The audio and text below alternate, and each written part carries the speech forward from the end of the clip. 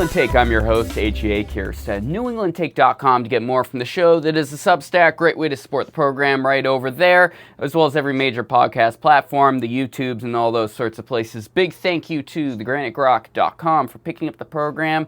Concord TV and WKXL picks us up for their broadcast in Concord and Manchester. NHTalkRadio.com, 8:30 a.m. every Saturday. Big thank you to them. If you want to get a hold of me, any comments on what we're talking about here, AJ at NewEnglandTake.com is the best way to get a hold of me. And I always appreciate those emails. I do respond to everything, and that's the best way to get a hold of me. I do want to give a quick thank you to PorcupineCoffeeRoasting.com, specialty coffee roasting right here in the Granite State. Use code NETAKE for 15% off your order.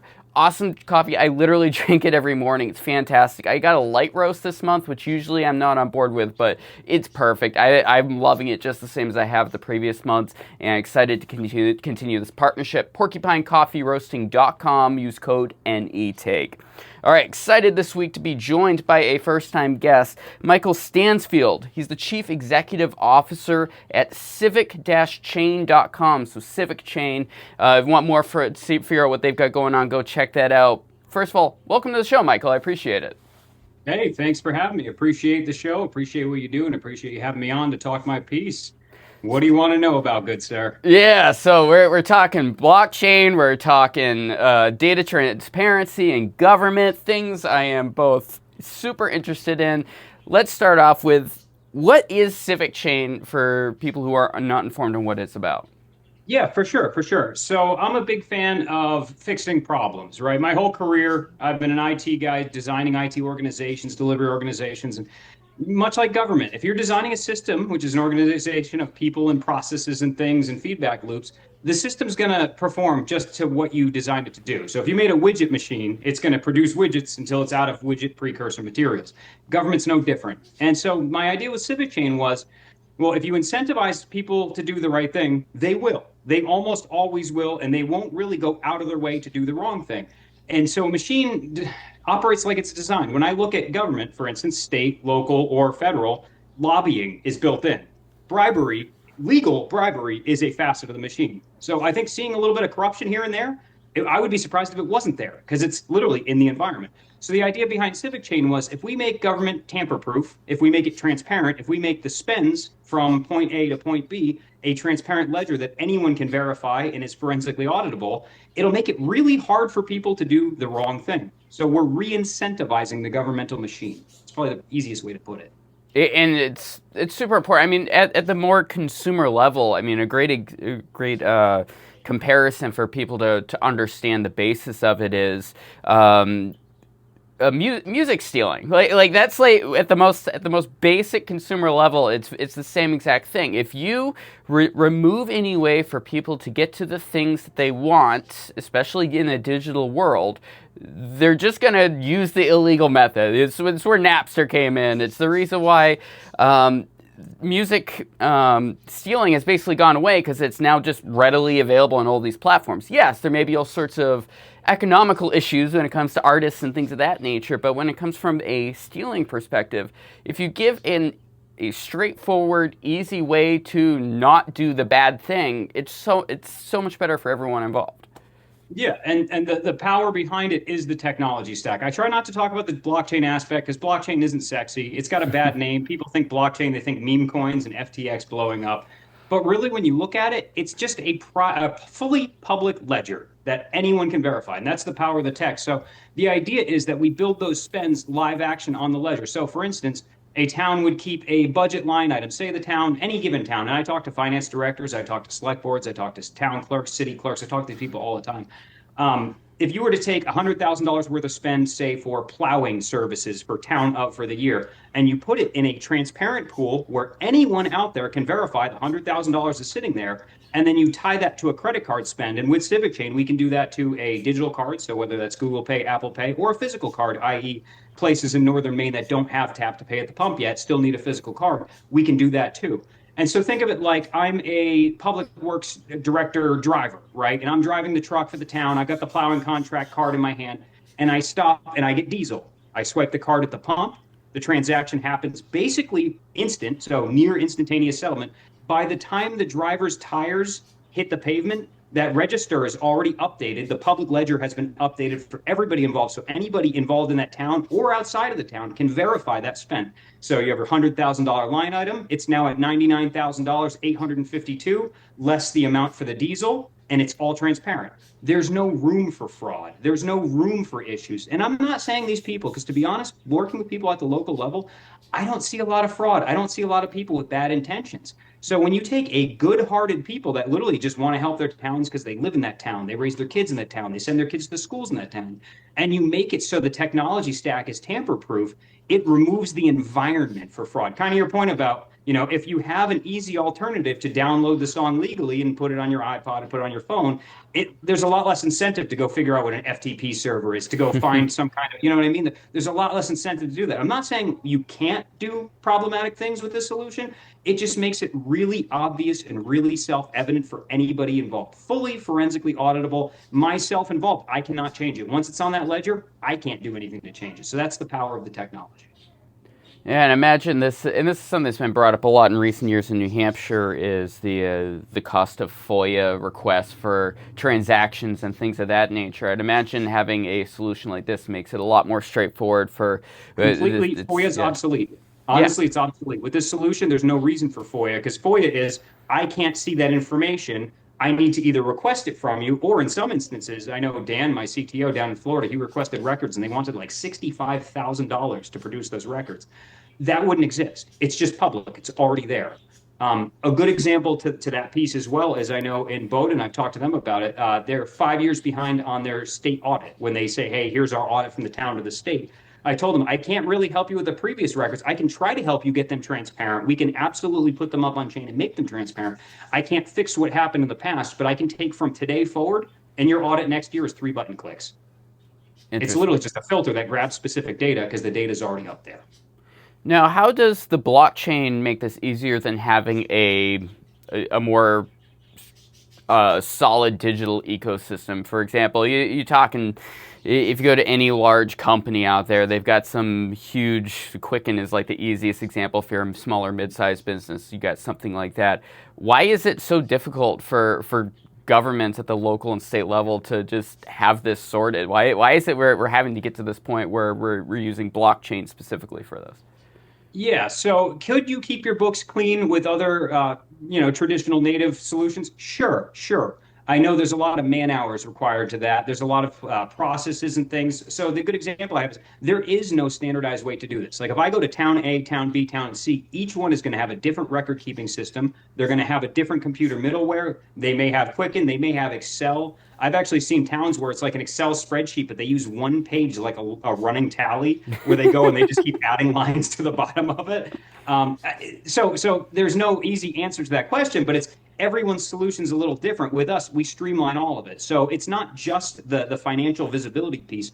We actually do vendor management and procurement and fulfillment of those contracts as well. So for instance, like today, if I'm town of and I wanted to take a solicitation for a road crew, for instance, I'm going to need their OSHA certificates. I'm going to need their this, their that, their licenses, their all their official. We take all that and we redirect it through the platform, so it becomes the source for those documents too. So we actually basically KYB, which is know your business, kind of like KYC if you have like a credit card information.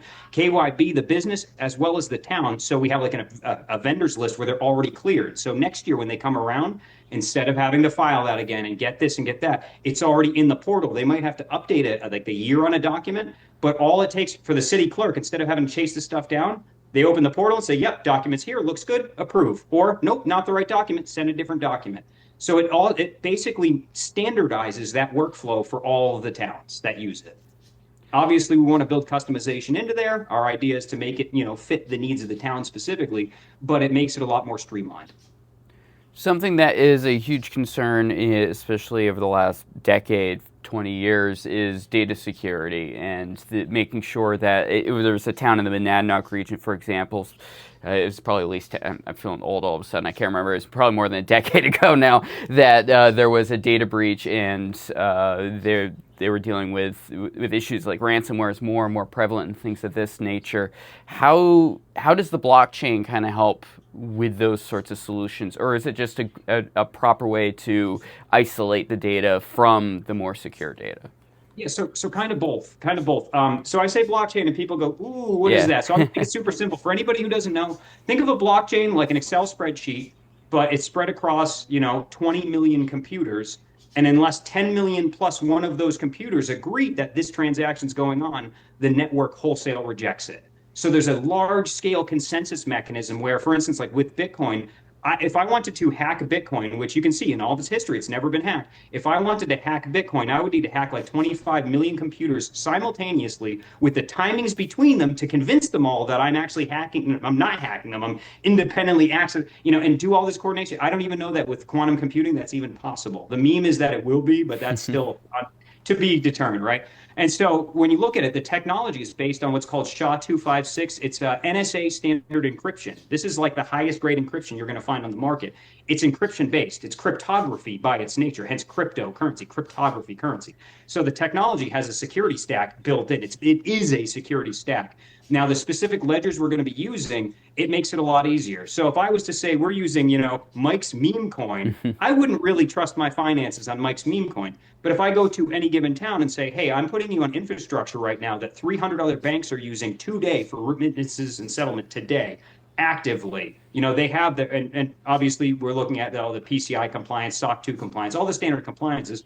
Our solution has been built with zero attack surface, and we actually custody no monies. We don't actually handle any money, which is, to me, as a CEO, liability gone. I love that.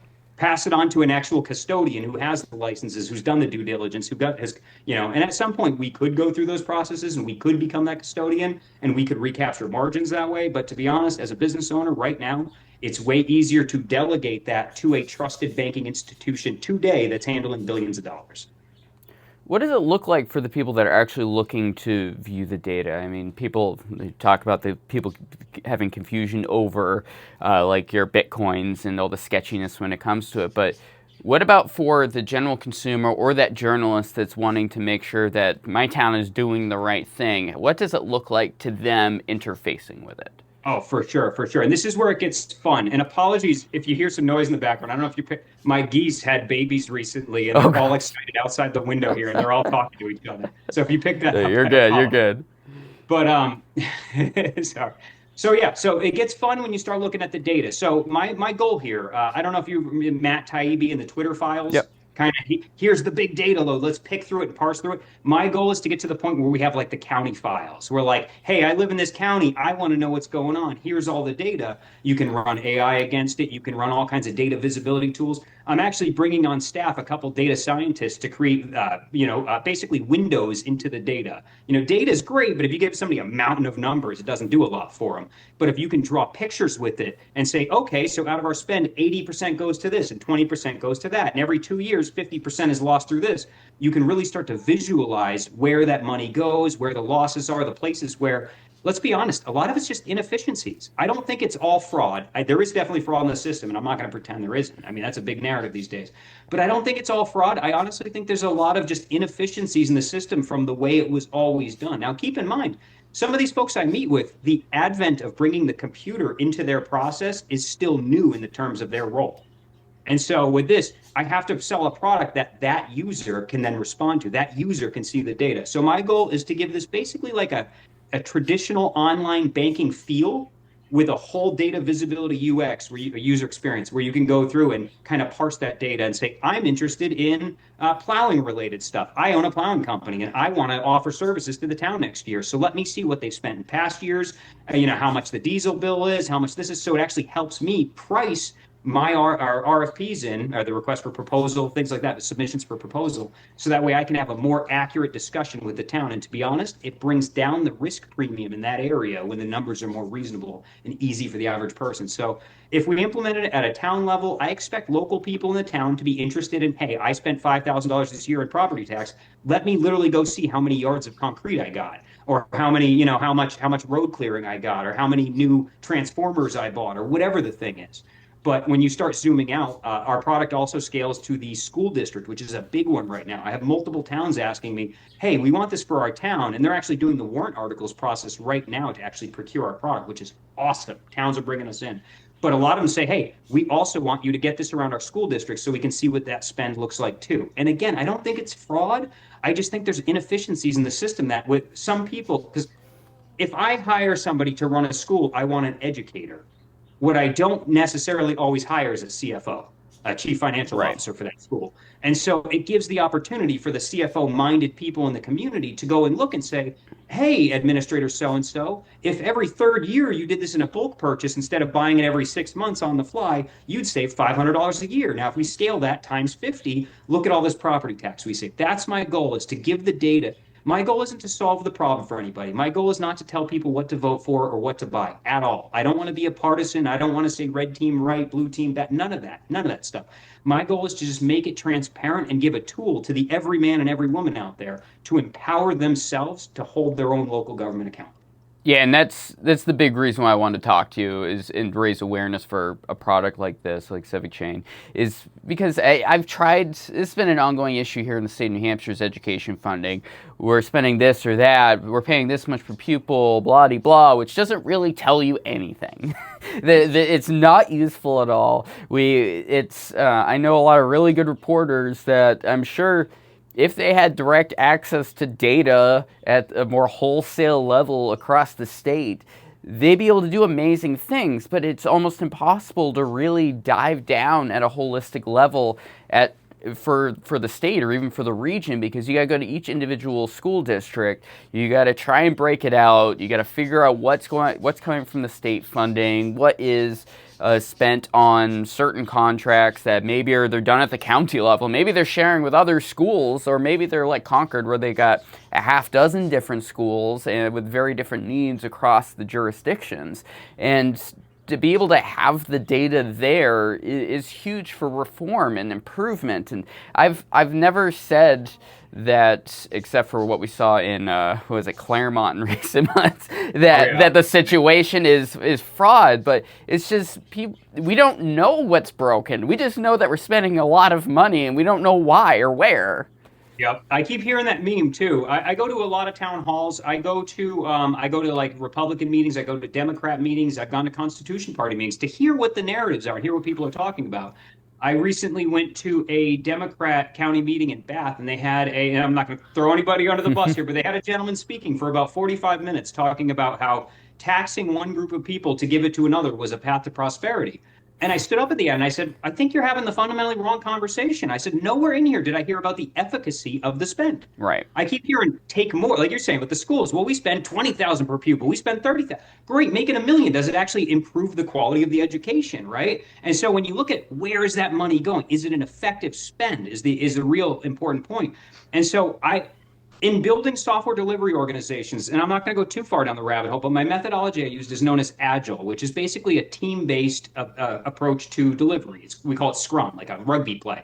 And the goal is we make everything transparent on a board, kind of the Kanban lean flow, where everything's a ticket on a board and everybody can see the ticket and everybody knows the status the ticket's in, where it's at, what it's going to take to get to the next step. So everybody sees it's like a factory floor. You turn software into a factory floor. The goal being empowering the leaders to make good decisions with good information. And so I'm taking that model and I'm bringing that to everyone. And one of the responses I've actually received from this, I have friends that work in industrials, heavily in industrial investment too. And I'm always saying, look at Maine. Maine needs investment. Maine needs business. Maine needs growth.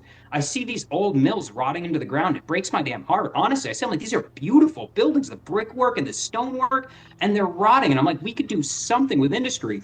And I have been told time and time again, the reason why they don't invest usually in New England is because the books are very hard to audit at times. And say I'm from New Orleans and I own $1 billion liquid natural gas, system, and I want to start expanding that into Maine, for instance. Well, am I going to go spend $50 million in a place where I have no opacity or no translucent vision of where that money goes? Hey, I spent $50 million. Did I actually get the roads I needed? Did I get the infrastructure I needed to set up my plant? Maybe, maybe not. A good example, I got a buddy who lives in Kazakhstan, and he said this is commonly accepted business practice at the local government level.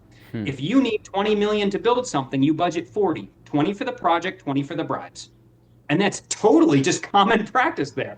And I thought, well, if we had clear books, we have hard workers here, that is like it's a recipe for investment. If an out of state or even in state authority wanted to invest money and they see that their money is being well spent, they're incentive like, would you invest it here or California? You have $50 million to invest. Do you want to invest in a place where you know that $50 million is going to buy you the things you need for your business to be successful, or where 40 million of it could disappear in a hole?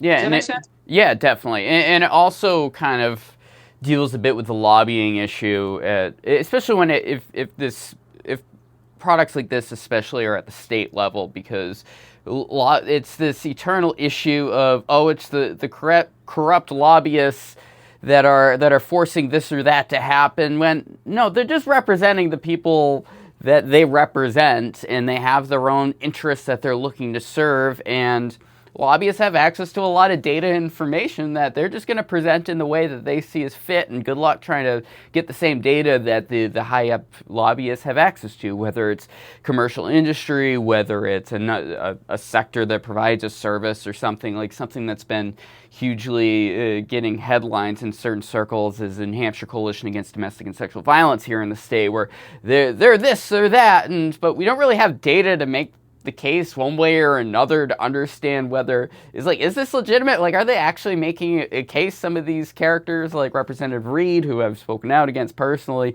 but I mean, maybe she's got a good case, but I have no way to know. There's no way to audit the data in an effective way, because it's all hidden through a cloud of proprietary data that they have access to and no one else does.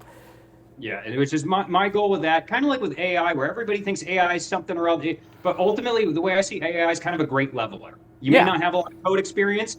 I can make applications now with my, obviously I have a CTO. He's a very skilled man. He's a published technical author. He's writing the code, I assure you. He's suddenly fixing up his resume as we're recording this for some reason. He's like, yeah, to hell with Mike. No, he's a great dude. He's not one to run for the hills. But that said, though, if I wanted to do marketing, for instance, and before I used to have to hire an artist. Now I can make a picture in 5 seconds. Like, it's leveled things out. And I kind of see Civic-Chain like that, where it gives the average person the data or the evidence they need to make the case they need to, whatever it is. To your point, I don't know the particulars of the situation with Mr. or Mrs. Reed there, but it's like you can say something anecdotally, but if you can back it with data, you win ultimately, because that data it doesn't lie. Data is statistics. Statistics aren't biased. They're not this or that. They just exist. And so if I can take that financial data and make it very public, to your point about lobbyists, humans are utilitarian. All of them, whether you're a lobbyist or a human just trying to work and provide for your family, you're utilitarian. You do the thing that makes sense. You're going to take the path of least resistance, unless you're like really principled about something, and then you'll drive hard down that path. And I appreciate people who do that. But for the most part, people will follow, water wants to roll downhill with the easiest path for it. And so I really want to incentivize the system where the water wants to roll down a transparent path where everybody actually gets what they're putting into the system out of it. That's my goal. And that's one of the things people are really confused about AI also, is that it does not create the data. It's something that anytime you type something into ChatGPT, Claude, Grok, whatever it is you want to use, it's scraping things that just exist in the internet. Like, I was reading and marketing people are starting to actually catch on to that a lot better, I think. I saw an article this morning off of LinkedIn, through that hellscape of a social media platform. Happened across this one really good article on there, and it was like, hey guys, you gotta stop just dumping a bunch of text on a page, because that's not what it needs. It wants context. It wants to know what your company or organization is doing, or the data that you're trying to put into the world, because it's no longer going to be just about it's called search engine optimization, where you literally just put the keywords on a page, whether they're necessarily relevant or not, hoping that the search engines are going to just dump your information further up. It's now about relevant data. And if you have a data set in the world that actually breaks down, hey, I want to know what town X has spent how much money have they spent on diesel over the last 5 years, or whatever it is that's in the data set. AI is then able to utilize it. But if the data set isn't there and clean and put appropriately, AI is not going to solve anything. Okay, AI is it's a language model. At the end of the day, it's a language model that's going to look, for resources and then reference them. Is it a savior to mankind? I think it's been a little oversold, and we could go down the rabbit hole of I can see them propping up a market bubble with it. Yeah. It's amazing technology. Don't get me wrong. Like the internet, 2000, the dot-com bubble. The internet's a part of everybody's life. We use it every day. For the most part, everyone's using it every day. It's fundamentally changing technology. But was every pets.com back in 2000 going to be the next $1 trillion company? No, no. And I'm seeing the same kind of thing now where AI is going to solve all the things and cure cancer and all this stuff. Like, let's get it to draw fingers right first. Let's start there. Yeah, 100%. Like I was told, I've graduated from college in 2010, so I was in high school during the bubble burst and went to college with the whole market being upset with what's going to happen with the internet going forward from a media perspective. And guess what? The nuclear bombs didn't fall, metaphorically. Like, we are still existing. There are still jobs. These people will find new jobs. Like, it still is going to. There's still jobs that are going to exist. I don't buy the fatalism that Yang and such have. No. In fact, I got a lot of buddies in that space that are heavy in the AI space. And their biggest wins aren't from removing the people, it's from enabling and empowering the people. So for instance, in industrials again, they're using it as like a translation layer. So you may have engineers that only know pipelines, and you may have data scientists that know something else. The AI will sit in the middle and say, hey, let me grab data from both of your languages and figure out how to talk to each other using it. And kind of like, for instance, we have a piece of 1970s machinery broken, we don't know what to do. Put it in the AI. Boom, here's your original blueprint. Here's your user's manual. Here's this, here's that. So it scrapes the information they need, but it doesn't do the person's job for them. It just empowers them to do it quicker. It's an accelerator. Yeah. And so, to that point, as far as Civic-Chain, do I plan on using AI? Yeah, sure, at some point. I mean, we're using it for like data quality scrub. So for instance, if a town provides us their data, we want to make sure there's no socials in it. So we'll use it to check for the format of socials, things like that. Because people make mistakes. And the last thing I want to do is take somebody else's mistake and make it immutable forever, So AI can help there, but is it a replacement for that? Absolutely not. No. And so I don't think it goes away. Kind of the point about, even if there was a big economic, crash we had and all this stuff happens, the roads don't go away, the factories don't go away, the farms don't go away. People still go to work the next morning. They still got to get up. They still feed their kids. They still take them to school. The world keeps moving. Yeah. Like you said, it's fatalistic than I believe it is. I think people like to have things to be afraid of because it gives them salaciousness in life. Yeah, definitely. I watch Breaking Point's podcast, and they're constantly talking about how the world's going to end with AI. They then proceed to use AI to search for things on the internet literally in 5 minutes. I'm like, guys, like you're making the point against yourself here. All right, we're about out of time here, unfortunately. Michael Stansfield, Chief Executive Officer at Civic-Chain, civic-chain.com. Anything quick to close it up with? Yeah, just ultimately, we want to make tools to empower the average person. If there's anybody out there, if you're on a select board or you're close to one and you're interested in this product, giving your folks some transparency, reach on out. Michael at civic-chain.com. There's also generic info at Civic-Chain box you can reach out to. But my phone's always on. I'm always available, and I'm always looking to spread transparency. Again, I just want to empower the average person. That's my goal. If I can lower property tax for people and make life a little easier and a little clearer for them, I won. So that's what makes me happy. That's me. Love it. Thanks so much. Yeah, appreciate you joining. I've been preaching transparency for a long time. I've had my day job. We do it a lot. I've had Dr. Jason Azis from the New Hampshire Insurance Department talking about what they do a little bit. I've my time doing the Legal Impact podcast back in the day. We talked about it extensively with Representative Buzz Scher, things like people like that.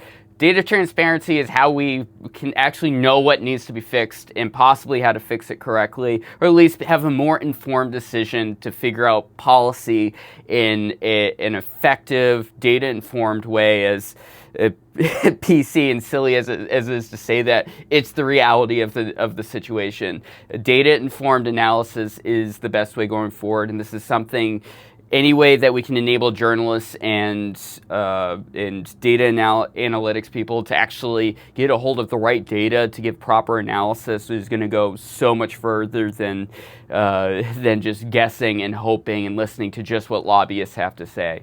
All right, NewEnglandTake.com. Please be sure to go check that out. It is a Substack. You can support the program over there. Big thank you to Porcupine Coffee Roasting, code NETAKE. WKXL, thanks for picking up the show every Saturday, 8:30 a.m. Concord and Manchester. Next up over there is Facing the Future, brought to you by the Concord Coalition. Thank you to thegranitegrok.com, as always, for picking up the show every Saturday, and Concord TV, for some reason, airing my craziness every week. Oh, because I live here.